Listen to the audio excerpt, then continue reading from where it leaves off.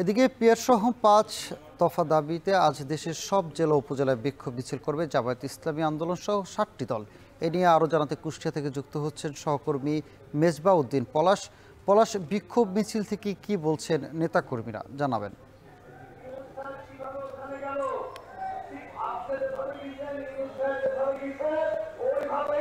দেখছেন যে আমার পেছনে কিন্তু হাজার হাজার যে জামাত ইসলামের যারা নেতাকর্মীরা রয়েছেন তারা সকালে কুষ্টিয়ার যে শহরের চৌরাহাট যে এলাকা সেখানে কিন্তু তারা খণ্ড খণ্ডভাবে তারা কিন্তু সেখানে তারা জড়ো হন এবং সেখান থেকেই কিন্তু একটি বিক্ষোভ তারা যে ৫ দফা দাবিতে তারা কিন্তু যে বিক্ষোভ মিছিল সেই মিছিলটি তারা নিয়ে আসলে কুষ্টিয়ার যে বিভিন্ন সড়ক কিন্তু প্রদক্ষিণ করে কিন্তু এখন যে পৌরসভার সামনে সেখানে ৫ দফা যে দাবি সেই দাবিগুলো নিয়ে তারা কথা বলছেন। তারা বলছেন যে জুলাই জাতীয় সংসদের ভিত্তিতে আগামী ফেব্রুয়ারিতে নির্বাচনের আয়োজন, আগামী জাতীয় নির্বাচনে উভয় যে পক্ষে পদ্ধতি চালু এবং অবাধ সুষ্ঠু এবং গ্রহণযোগ্য নির্বাচনের যে লক্ষ্যে কিন্তু সকল দলের লিভিং যে ফিল্ড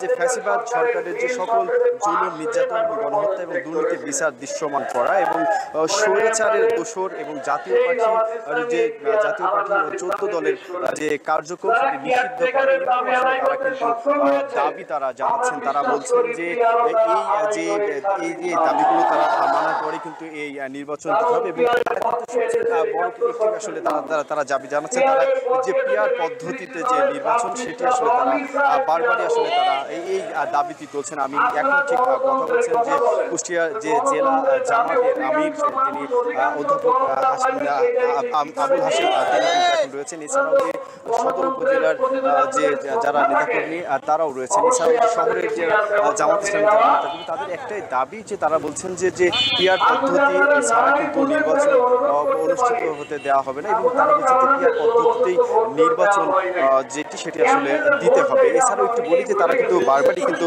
তারা এখান থেকে কিন্তু বিভিন্ন স্লোগান দিচ্ছেন। তারা বলছেন যে এই যে এখন যে সময়টি সেটি আসলে যে জুলুম নির্যাতনের যে বিষয়টি আওয়ামী লীগের নেতাকর্মীদের যারা এই যে গণহত্যা এবং যে দুর্নীতির সাথে যারা যুক্ত ছিলেন তাদের বিচার কিন্তু এই বাংলাতে কিন্তু তারা নিশ্চিত করতে হবে। এই ছিল আমার কাছে কুষ্টিয়া থেকে সানি।